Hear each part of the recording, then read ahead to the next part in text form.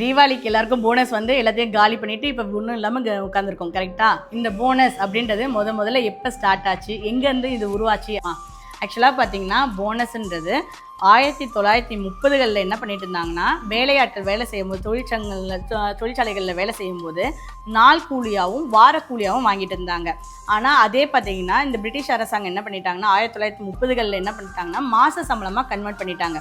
So மாத சம்பளமாக convert பண்ணும்போது இவங்களுக்கு என்ன பிரச்சனை தொழிலாளர்களுக்கு பார்த்தா, அவங்க வாரக்கணக்கு நாட்கணக்கு அப்படி பார்க்கும்போது 13 மாதத்துக்கான சம்பளத்தை அவங்க வாங்கிட்டு இருந்தாங்க. இப்போ மாதமாக பிரிக்கும் போது அவங்க 12 மாதத்துக்கு தான் வாங்குறாங்க, ஒரு மாதம் இடிச்சுது. ஸோ இதை வந்து போராட்டம் மூலயமா அவங்க வந்து பிரிட்டிஷ் கவர்மெண்ட்டை வந்து எதிர்த்தாங்க. அதனால் என்ன பண்ணாங்க, தொழிற்சங்கங்கள்லாம் சேர்ந்து பிரிட்டிஷ் அரசாங்கத்துக்கு எதிராக 10 ஆண்டுகள் போராட்டம் செஞ்சாங்க. அதோட நிறைவாக தான் வெற்றி பெற்றது எப்போன்னு பார்த்தீங்கன்னா 1940ல் பிரிட்டிஷ் அரசாங்கம் மகாராஷ்டிராவில் முதல்ல ஜூன் மாதம் 30ஆம் தேதி ஒரு மாதம் போனஸாக